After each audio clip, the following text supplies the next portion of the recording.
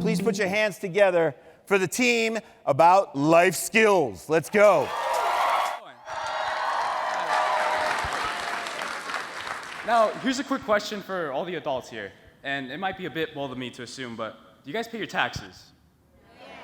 Yeah, okay, I hope so. You know, personally, I'm 17, and I got one more year till I have to deal with that. And quite frankly, I don't know the single thing when it comes to dealing with taxes. And Ivy is just like me.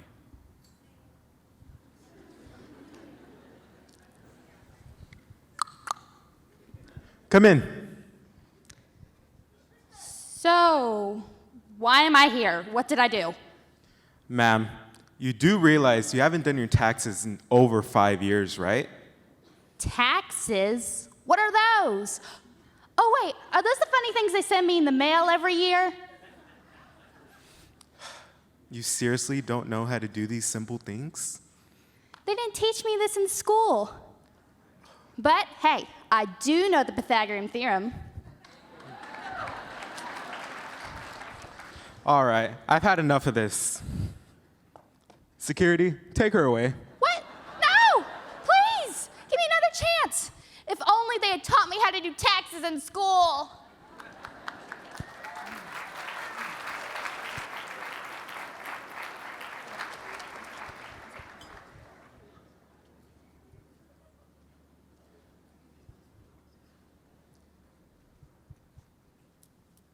Okay, so almost everyone goes to at least one interview in their lives, right?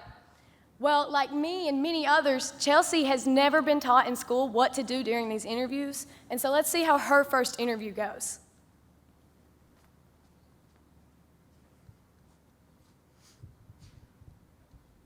Hi, how are you? Hi, I'm doing pretty okay. I'm kind of going through it. My dog ate all of my underwear, all of them. Can't find any of them. Oh, okay. Do you know what position you're applying for? Or? I think the position I would want to apply for would have to be the one, with the highest pay, obviously. The one with the most flexible schedule. By the way, I have to tell you, I'm only available from Monday to Tuesday, 1 to 1:30. I know you can work with that, right? Do you have any experience before, or? Yeah, no, I don't. I'm sorry. Do you have a resume? I have to have it on me, Hold on, give me a minute.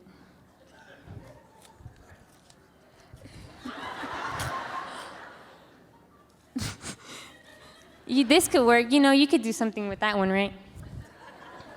Okay, we'll call you and let you know. Thank God. Can I go in for a fist bump? Snail. Yeah. How about a high five? I think that was better. Jellyfish. I'm sorry. Okay. Yeah, no, I'm not. Bye. It was nice meeting you. Hey, Mom. Mom, I think I totally got the job.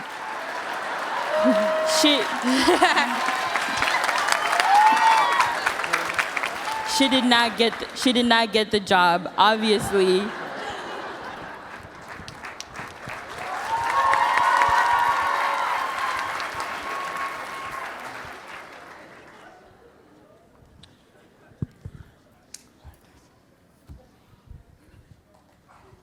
Learning to perform basic household maintenance is important for any adult. Unfortunately, most of us young adults don't even know how to change a light bulb. It's 2022, and these young adults know little to none basic life skills. Monica is attempting to safely change a light bulb.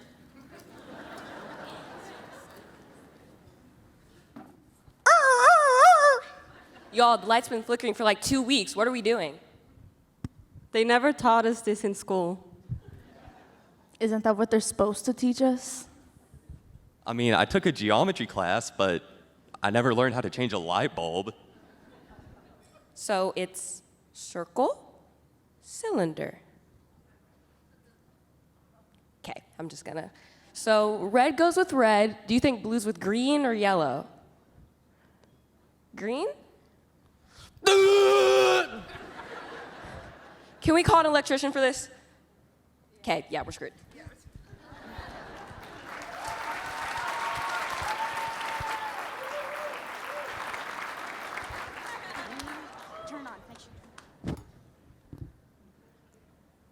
The skits we just watched weren't exactly realistic. But you get the picture, though. Students have faced these issues before. As a 16-year-old African-American female, the public education system struggles to successfully prepare me for the future. As a 16-year-old Hispanic male with a disability, the public education has not just left me flawed, but has left me incomplete. A survey made by the H&R Block shows that the average American uses only 37% of their learning skills and knowledge in high school on their daily lives. What good is it to know the materials required for a job, but lack the skills to effectively communicate in order to require the job? A survey conducted by OnePoll found that 81% of young adults agreed on the fact that they wished that they had learned more life skills while they were in high school. Stereotypically speaking, as a Hispanic male, I'm supposed to be the man, but I can't even change a tire. You know what's ironic? A girl in my class knows that the mitochondria is the powerhouse of a cell, but doesn't even know how to operate the power in her house. Yeah, there's a guy in my school who knows all about the Louisiana Purchase, yet he doesn't know how to make a purchase. How do you pay taxes? Wait, where do you pay taxes? According to an overview made by TaxSlayer, 57% of Americans do not know how to pay taxes or even understand them. How do you cook? How do I save? How do I schedule a doctor's appointment? You know what's crazy? We all know that y equals mx plus b, yet we don't know anything about health skills, life skills. The public education system fails to adequately prepare us for the future. We are tired of just being dreamers. We need some real impactful believers. We need life skills classes to be implemented in the public educational system. At sorry. I'm sorry. At financial classes, job and skills courses, at health classes. Please implement classes that are going to help us for the future. You guys are the only ones that have the power to make a change that we need. Prepare us for the real future. We need more than Common Core.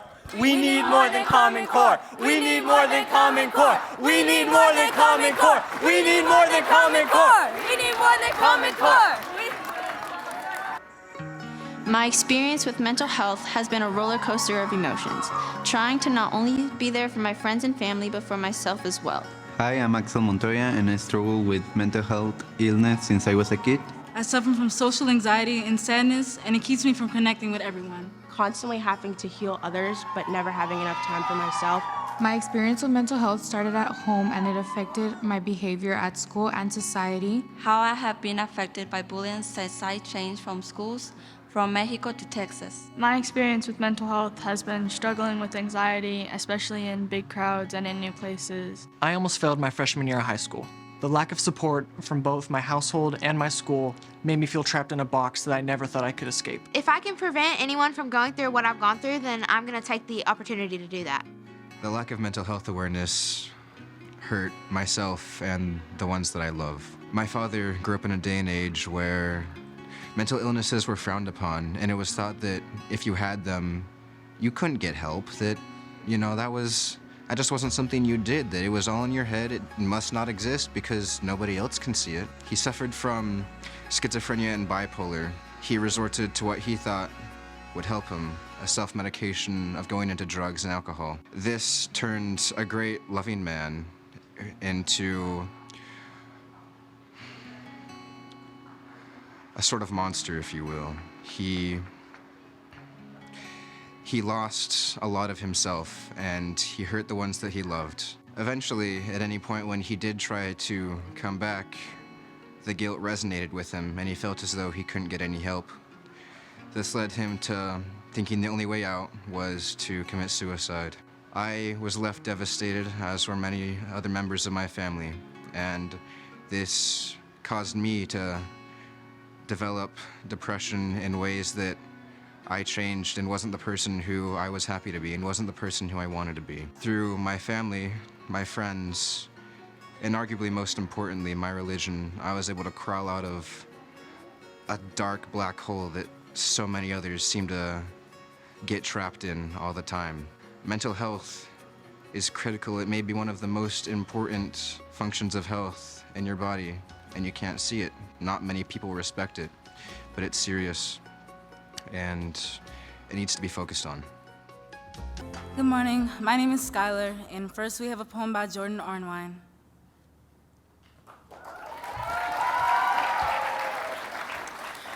Hi, my name is Jordan Fuentes Arnwine. I am from California, Lusinger High School, Rising Junior. I wrote a poem titled I Try. I try. I try to make the most of my time of my life worthwhile. I try. I try to supply everyone emotional support and love. I try. I try to apply what can be seen positively in my life. I try.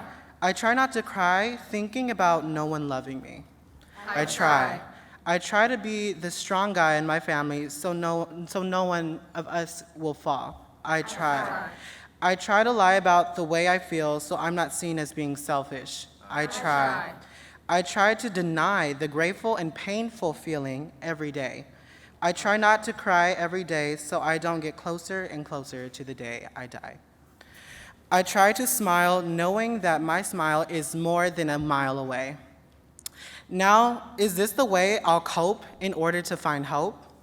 No, so I won't try, I will. I will get out of this circle that I'm constantly internalizing. I will hurdle this feeling out of my mental health because at the end of the day, I will change and exchange this negativity with a positive outlook because we deserve happiness and comfort for all.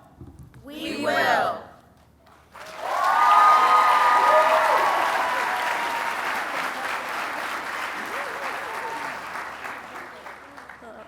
I have a question for the audience. By a raise of hands, how many of you guys have dealt with your own mental health battle? Now look around you. You can see that this affects anyone, no matter your age, race, or where you come from. This is why this is a problem that needs to be treated. So Ava will come up here and explain some solutions we came up with.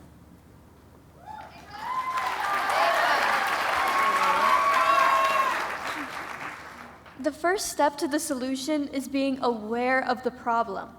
Mental health needs to be talked about so that people can recognize when they need help. More funding needs to go towards resources like mental health screenings that will recognize when these issues are present. Additional funding needs to go towards dedicated therapists that can fully focus on students' well-being. Even though our experiences are different, we need more funding and acceptance to find common solutions that will improve students' lives. And now some final words from Katie.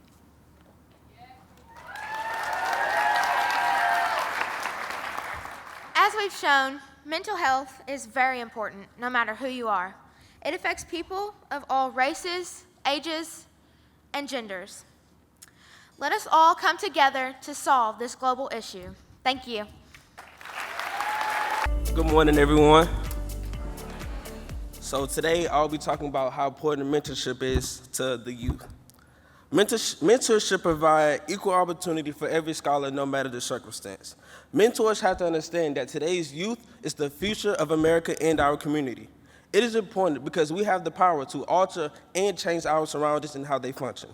With the help of equal opportunities, kids who are less fortunate and have no hope will have more power, more motivation, and more drive to do better in life.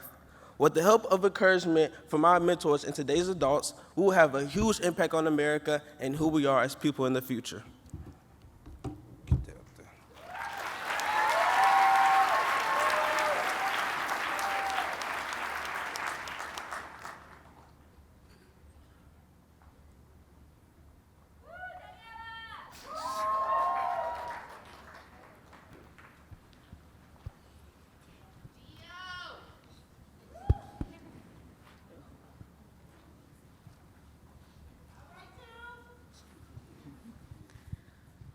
Hi, you guys. Oh, yeah, you can hear me. Okay.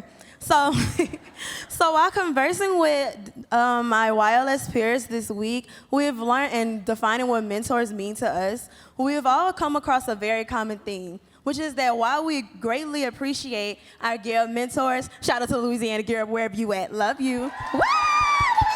Louisiana! But while we greatly appreciate you guys, we just wish that there was a little bit more that we can both bring to the table. We wish that we had more elaborate support while trying to achieve the next level in our education career. It seems like it's like the next level. It's the final battle in a video game.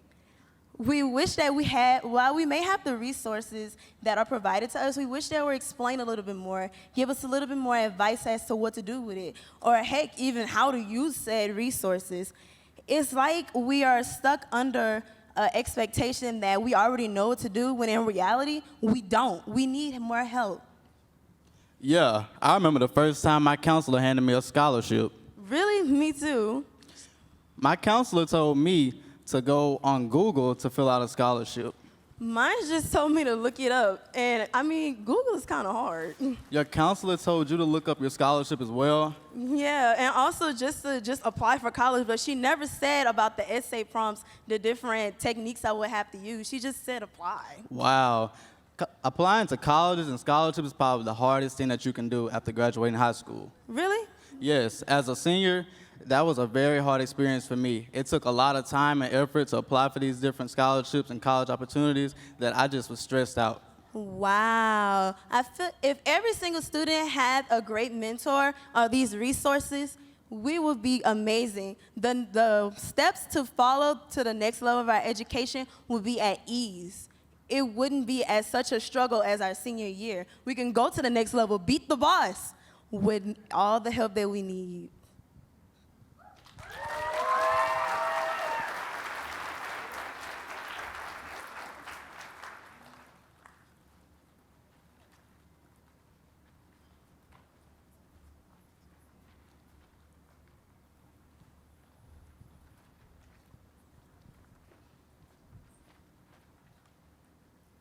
Coming from a community living in poverty, plagued with high crime rates, and made up of minorities and immigrants, we've seen and experienced firsthand the discrepancies that we face throughout our educational career. Because we come from an underprivileged, underrepresented community, many students fall through the cracks. They fall victim to a system put in place to ensure that they do not succeed. Really, what I want to do is represent those students who are not able to maintain the best grades. The students who have unstable home lives, do not have a strong support system, with parents that may be incarcerated, students with disabilities, or even mental health struggles. These are the students that staff and counselors often fail to serve. By connecting only with standout students, uninformed ones are unable to receive the proper resources they need in order to break the generational cycle that they are burdened with. These struggling students deserve the same opportunities as those who are given the means to succeed. Mentors must formulate a personable outreach plan to connect to these students and really make an impact where it's needed most. One-on-one counseling is a necessity for these students, not an option. Thank you.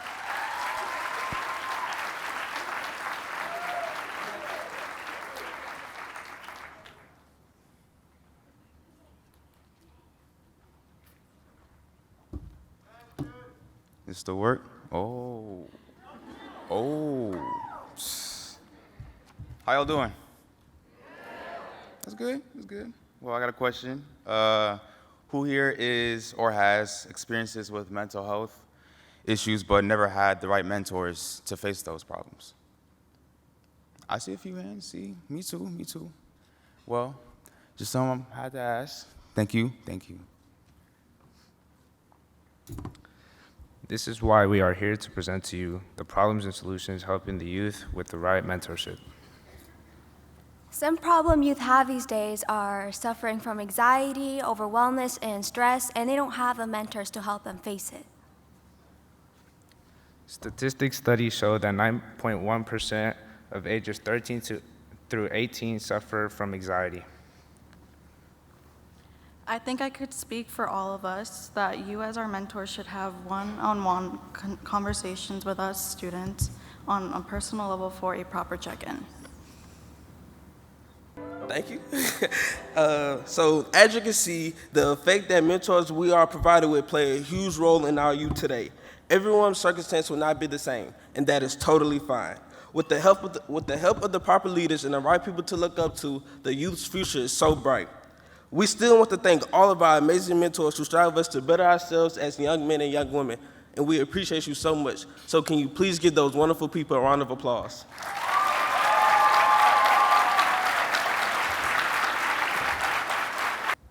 This is the story of Alea Eastman. She was a student at Stoneman Douglas High School on February 14th, 2018. We will be presenting her story from this horrific day. This may be triggering to some, since it does mention gun violence, so if you feel the need to step out, please do. Thank you for your support in hearing our voices. Before we present, I would like to introduce my friend Nazanin, who would like to share a quick story. The video will be up on the screen.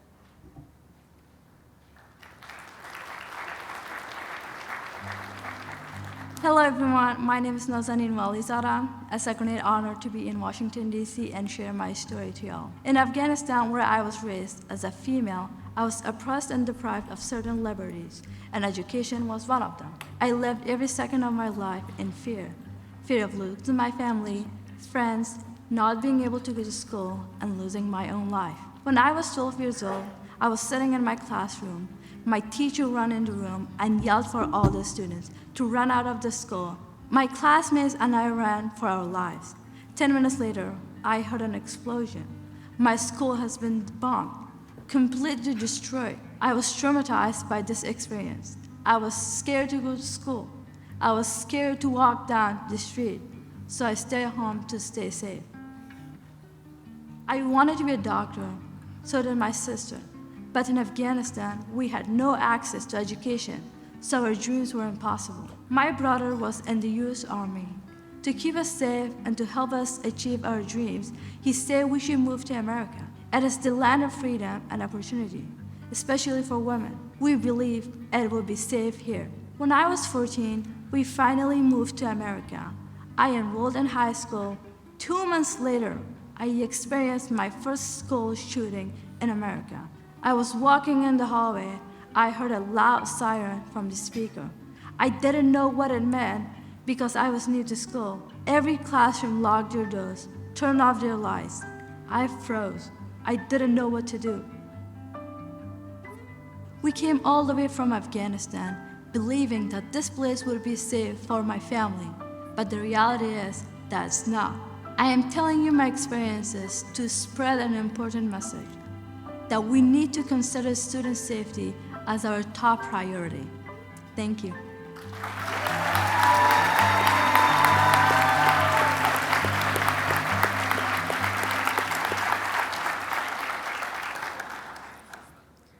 Holocaust History, Room 1214. It was a regular class period around 2:15 p.m. when we heard the first shots. We didn't know what it was. Immediately, we took cover. It happened so fast. I was behind a boy when he fell over. I followed his every movement and fell over with him, and I put him on top of me because he was already deceased. My classmate sitting next to me, Elena, says, "Get the books for us to shield our heads with." "That's so smart," were my last words to her. The SWAT team entered and told us to get up and walk single file out the door with our hands above our heads.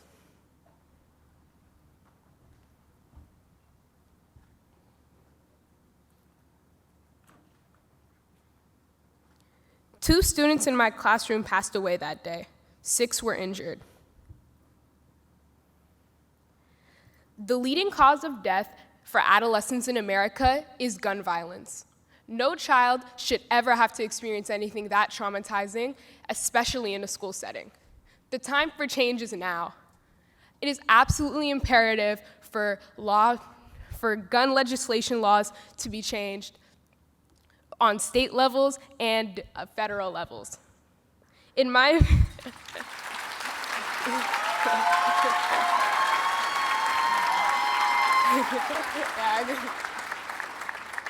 In my opinion, the lives of children will always hold more value than the right to bear arms. So tell me, what do you value more? Thank you.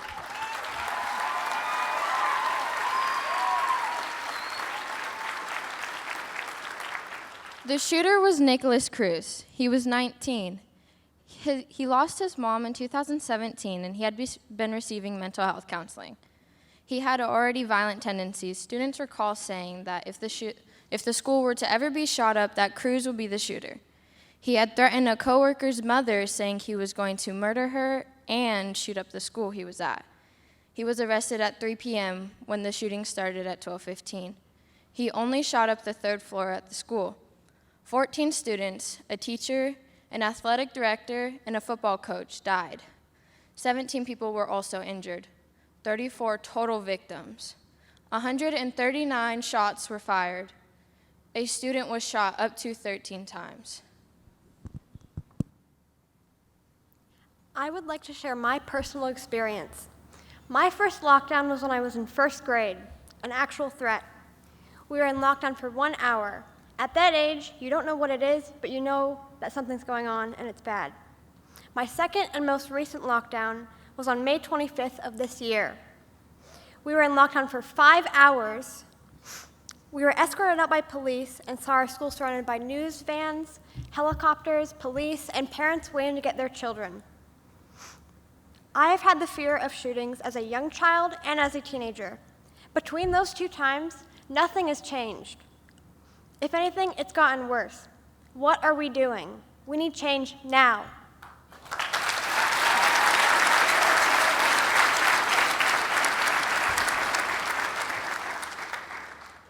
"16 out of 148 YLS students today in this room can say that they have been in a school during a severe bomb threat or a school shooting. That is over 10%. Think of how many kids this year can raise their hand and say, yes, I was in that school whenever the shooting happened, or yes, I was there when that bomb threat was active. In 5 years, that number could climb. There are going to be lots of kids that are going to have anxiety and be diagnosed with PTSD. We need you. We need you to fight for us. We need you to stand for us.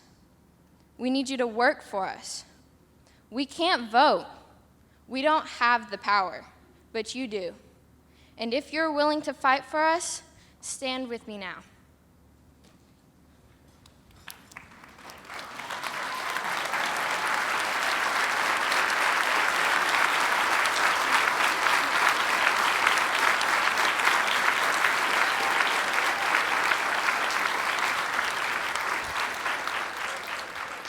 And if you're willing to be the part of the solution, will you please make some noise for those families that are suffering and they want to know that gun control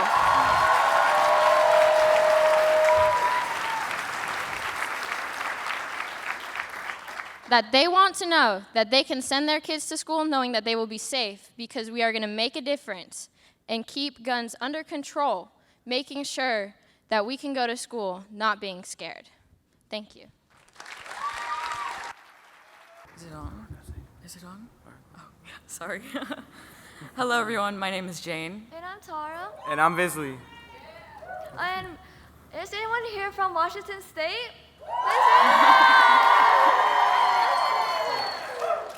On behalf of all Gear Up students, we are here to talk about acceptance.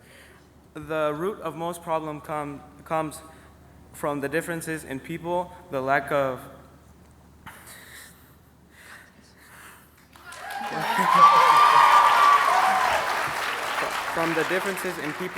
the lack of open-mindedness, personal hatred, and stereotypes. If people were to be more accepting, a peaceful environment would be created within this world, which is why we're advocating for acceptance. Accepting other people regardless of gender, race, culture, religion, sexuality, and more can give us security and closure. It will allow us to better accept ourselves and the others around us. So what exactly is acceptance? Accepting means embracing and tolerating each other's differences.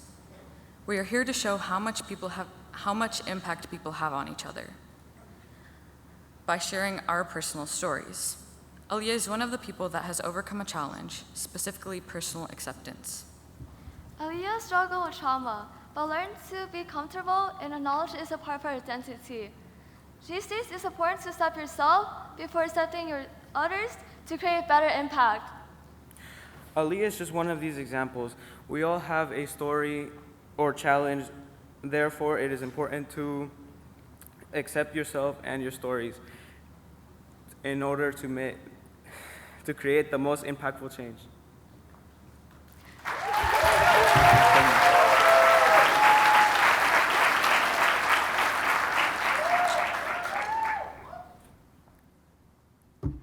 Hello, everybody. How y'all doing? All y'all look wonderful, especially my Texans. Y'all look real great. Yeah, give it up for Texas.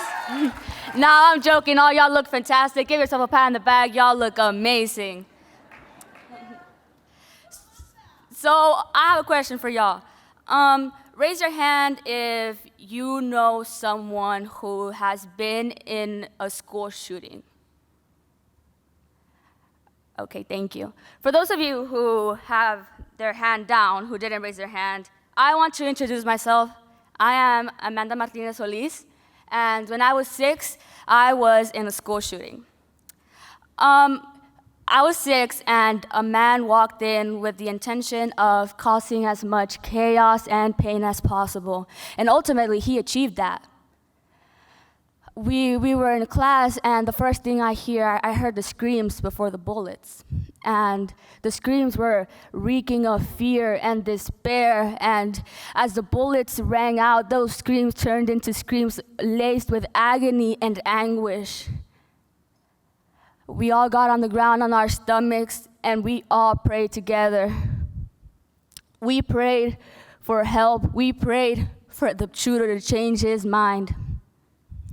I remember I grabbed onto the person closest to me and I held her hand, and both our hands were sweaty and clammy, and we were holding onto each other so tight that our nails dug into each other's skin. Our nails pierced each other's flesh. My teacher was sobbing and begging God to let us see another sunrise.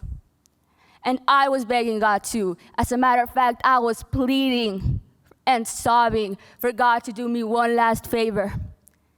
And it wasn't to keep me alive, because at that moment, as the shots got closer and closer, I knew that death was inevitable. I thought that I was going to die that day at 6 years old. Instead, I prayed for God to help my mom, my beautiful, sweet mom. I prayed for him to help her get over my death, for her to forget the image of my unrecognizable body after the strength of the bullets have completely shattered my 6-year-old frail body. I prayed for her to feel better after she lost the one person she loved, her daughter. I prayed for her to feel better. I prayed for her to forget about me. And that day when she picked me up, she was unrecognizable as her face was puffy and swollen from all the crying she did, and it broke my heart. That's when my mom realized that we had to get out of that country, and we came to America.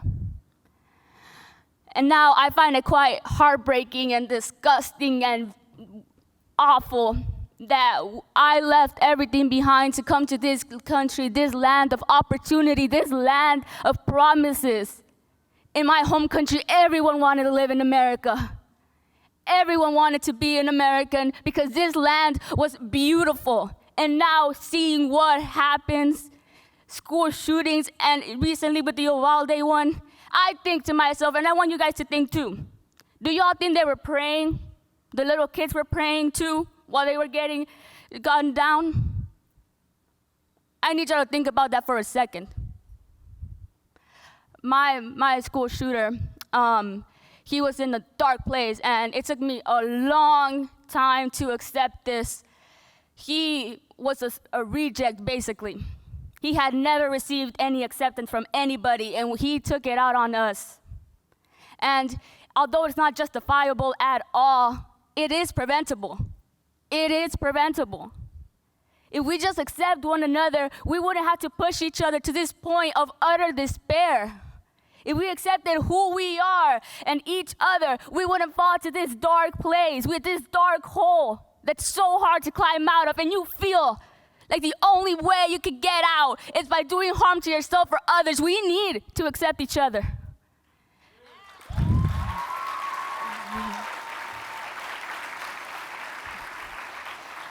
And to this day, I'm still very affected by what happened. And I wish I could say that it doesn't bother me anymore, but it does. And every day when I enter a room, I look at every single exit to make sure which one's closest to me. So if something like that were ever to happen again, I could just run out. I was diagnosed with depression, anxiety, and PTSD, and I suffer from it daily. And to think that this is all preventable, to think that the solution can be part of the solution can be something as simple as accepting and being kind to one another, to not push each other off this crazy cliff.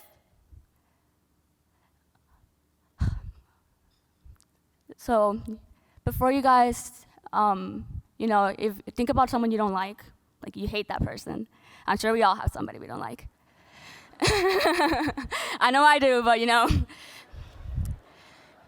you need to think about how rejecting them and making them feel excluded can make them feel. Because honestly, humans, have such strong emotions. We developed emotions as a way to survive. And we need to take care of each other's emotions. We need to accept one another. Thank you.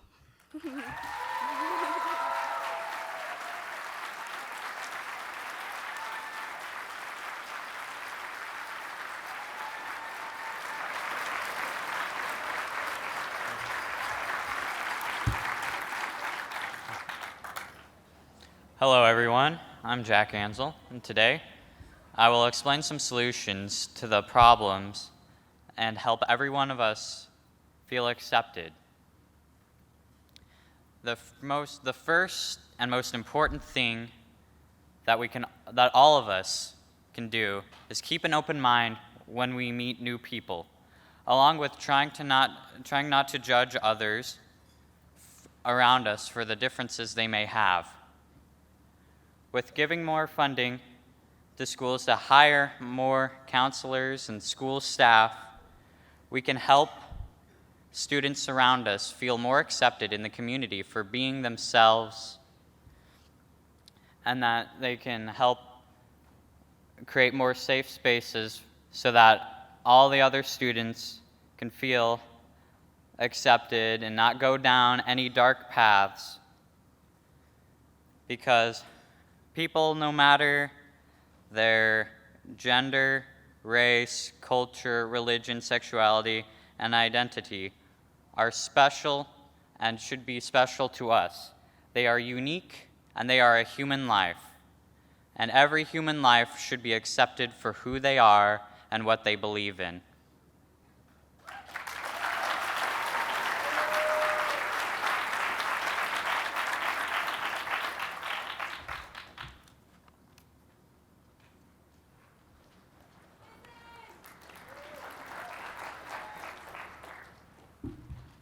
Good morning, everyone. How are we feeling today? Are we good? Yeah, that's usually my reaction too. However, right now, I am sad. I'm upset. I am angry. I'm terrified. I'm terrified. What is this country coming to? What is this? I'm sorry. That us students have to come up here and talk about the fear that we have on a day-to-day basis. I'm sorry, this is unacceptable. Come on, guys. Land of the free? No. No, that's not true.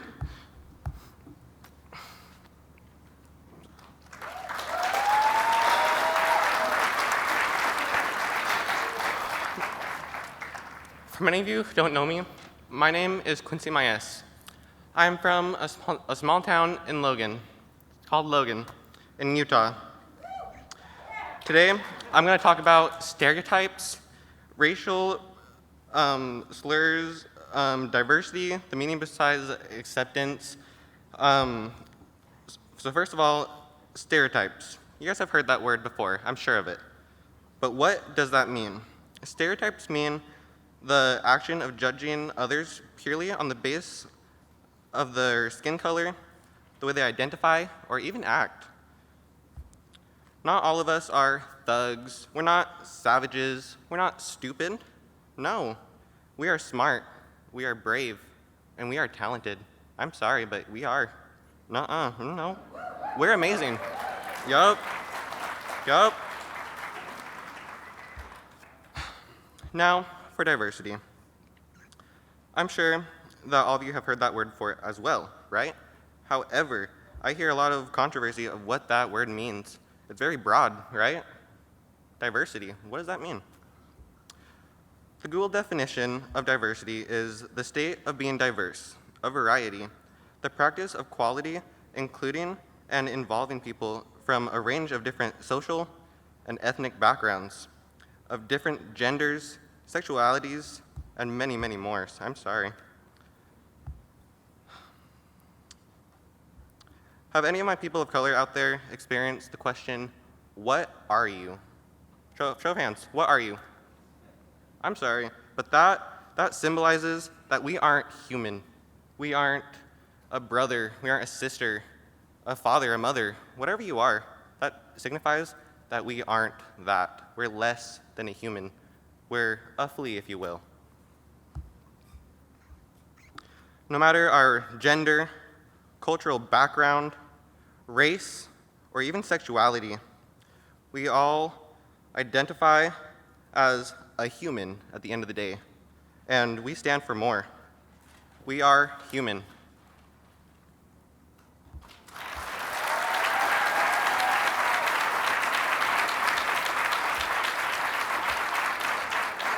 All right, so now I'm genuinely curious. If we just say, what are you? That's a very broad term. If we can minimize that, say what is your ethnicity? What are your pronouns? That would go a long way and not make us feel like we aren't human. We are valid. We're valuable to this community. I'm gonna leave you guys off with a quote from Mr. Worldwide. This is, yep, I know. So, this is for everybody going through tough times. Believe me, I've been there, done that. But remember, every day above ground is a good day. Remember that. Thank you. How's everybody doing tonight? So, you turn on the TV. What do you see? Another shooting, violence, or any kind of situation that includes a dangerous situation in our own school systems. What do? Turn off the TV, change the channel. Because we do this because we are numb to the fact of lost hope in our own school systems. 10, 15, 20 years ago, you would never see anything like this happening. But today, this is the reality. Things like this happen all the time. And some of you older folks will never understand the feeling that kids get going to school. Most kids are scared or intimidated to go to school, and these threats and acts of violence only encourage these fears. And most of these fears and troubles and violence are all caused by one thing: the lack of acceptance.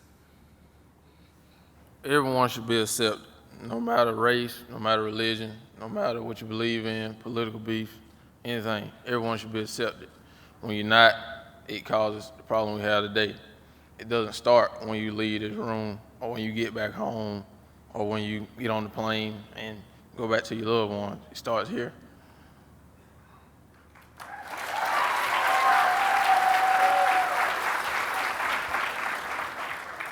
When kids feel singled out and not accepted, they lash out, causing dangerous situations for other students. No one should be singled out, and no one should be left out of any situation. but everyone should be accepted.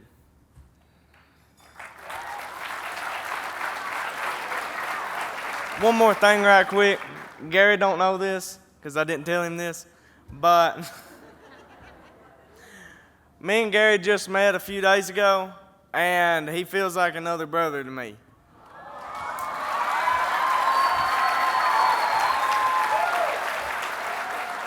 Although we have differences, obviously skin color, but we have religion disbeliefs and opinions on our political structure and class.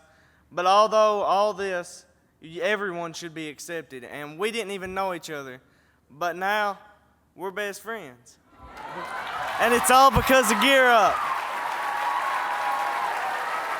Okay, hello? Can you hear me? Yeah, I think this is working. Okay. So I have a question for all of you, and that is, what comes to mind when you hear the word sustainability? Order in the court. The issues present are environmental sustainability versus school organization sustainability. Environmental sustainability. Plead your case. Environmental sustainability is the continued coexistence between us and our planet. Many people who work in schools usually Many people who work in the school usually overlook programs, which is the lack of sustainability. In our society, most resources are used and simply thrown away. Think of plastics and electronics that have outlived their usefulness, like overrated and unnecessary programs. Well, actually, there are several schools that don't have a variety or even a few extracurricular programs. Because of this, the lack of sponsors willing to sustain them. But we not only need to teach our next generation of humans of environmental sustainability, but how to also implement proper practices. Surely this is simply more important than so-called program sustainability. It's up to us and future humans to create equilibrium with our planet to ensure our survival. Whoa, okay. Sustaining programs provide several opportunities and open country doors for students. Witnesses, please step forward. Think of being able to coexist with the planet as humans. I had a teacher once ask me to come up with a set of steps that we could save the environment. So I created an algorithm. So instead of doing the extra work, I did the bare minimum and came up with one. Being able to reuse the food scraps from the school's cafeteria that are instead being thrown out. I never talk trash, I talk compost.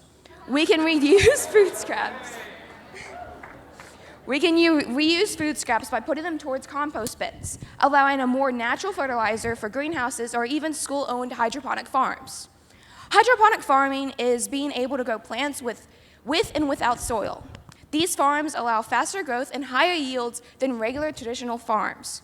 You may have heard the myth that GMOs are made by injecting fish DNA into plants, but being able to giving these foods back to the cafeteria and the schools allows access to more organic food for the students than the GMO-filled ones that are shipped to the schools.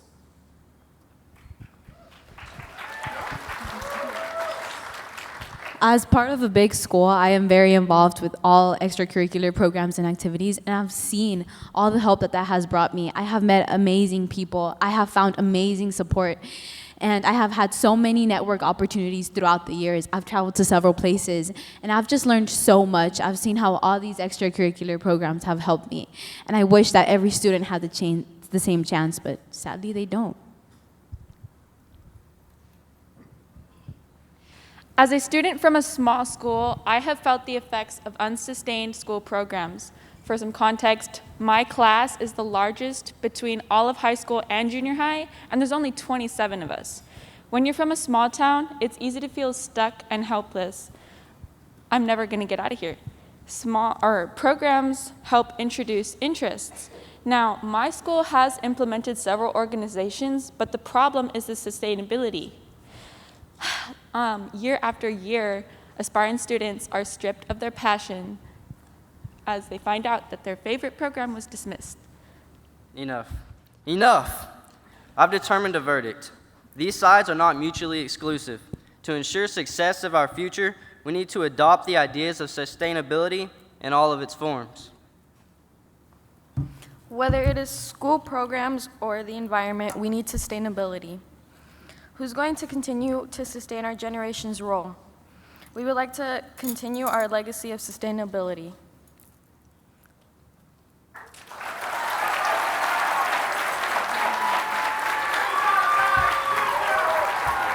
Good morning, everyone.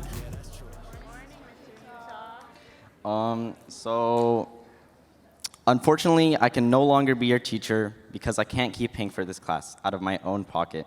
So I hope you have success and luck in your future. Principal Hawaii will be taking over for this class. All right, let's take this roll. Tennessee, Texas,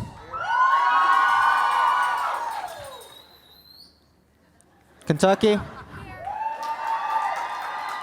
California, Indiana, Washington, New Hampshire.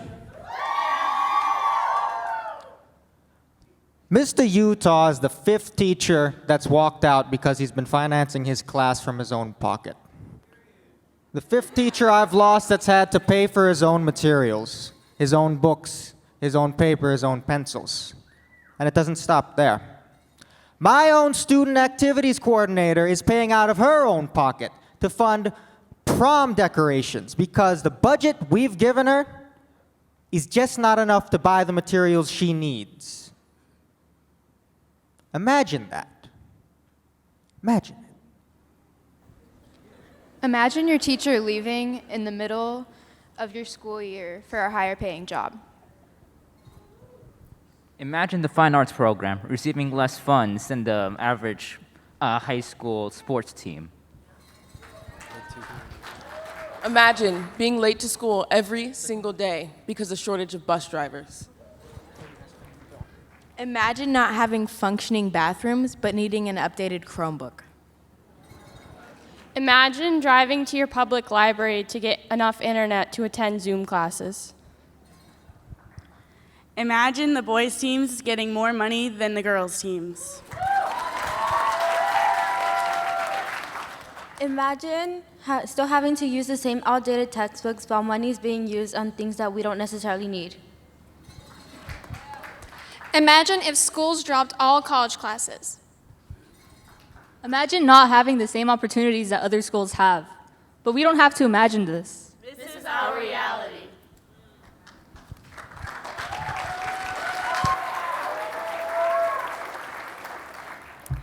Have you ever experienced funding problems in your school or community? If not, then have you at least seen it? Well, today in this world we live in, many students and staff experience this on a daily basis. And I truly wish you take our struggles, cries, worries, and solutions with you and help us make a better future for our upcoming generations.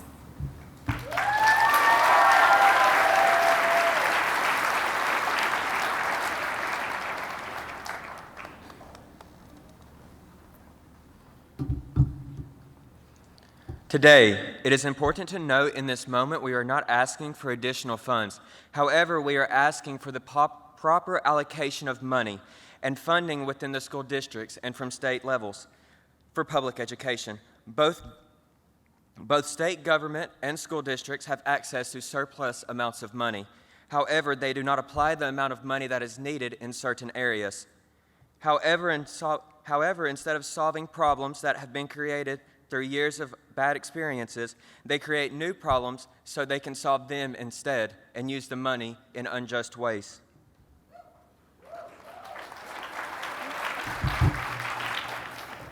For instance, improper use of funding and poor budgeting is seen in everyday classrooms with the profound differences in materials, trips, and help needed and what is actually provided by non-out-of-pocket pay by teachers. This only makes it not only frustrating for students to feel wanted, but heartbreaking to the educators who are only trying to do the most they can for their students. And it is saddening to see that these discrepancies are even more noticeable in lower income communities and communities with a higher minority rate. Because of this, we believe that the mistrust of funds are making education harder to access, making mentors, students, and students' families becoming the ones to have to fund their own education and pathways and experiences. A superintendent in the state of Indiana makes around $74,000 per year. My school is a part of Gary Community School Corporation. On October 8th, 2018, the school corp superintendent was arrested for charging $1,504 to the district credit card. She used it for a hotel stay, food, 2 spa appointments, and taxes. She didn't file for a personal reimbursement for the same trip. June 19, 2020, all charges were dropped. This is just a small example of corruption in schools.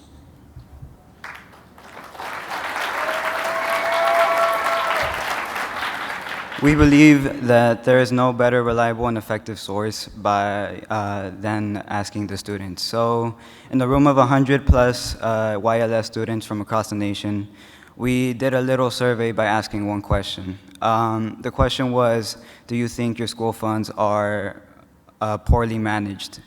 120 answered the question, 113 said yes. That's approximately 97% of the students saying the school funds are poorly managed and can be put into more important things.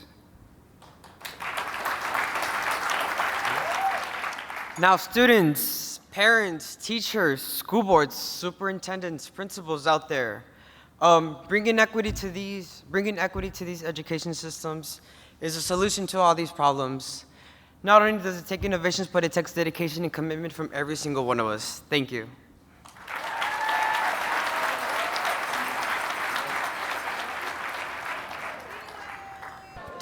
I hope y'all enjoyed our show. My name is Devondra Cohen, and I'm from Savannah, Georgia. Okay, so I'm gonna do a little song for y'all. Basically, this sums up our whole entire thing that we was doing. And I felt as if this song basically speaks for us, so I'm about to sing it for y'all.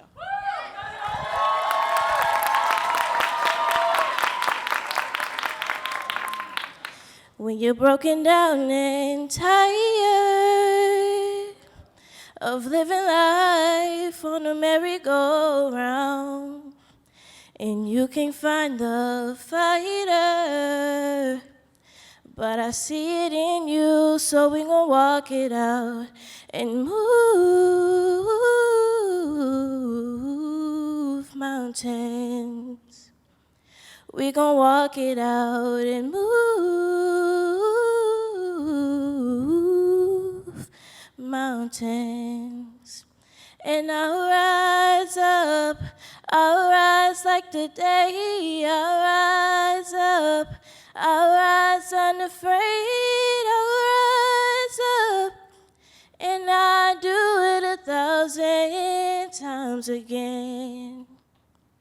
And I'll rise up, high like the waves, I'll rise up, in spite of the ache, I'll rise up, and I'll do it 1,000 times again. For you, for you, for you,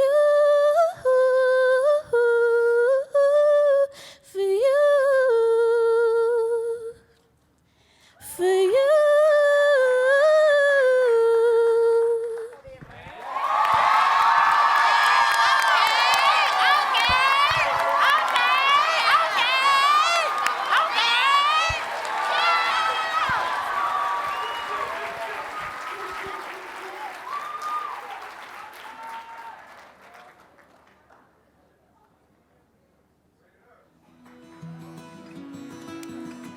Action.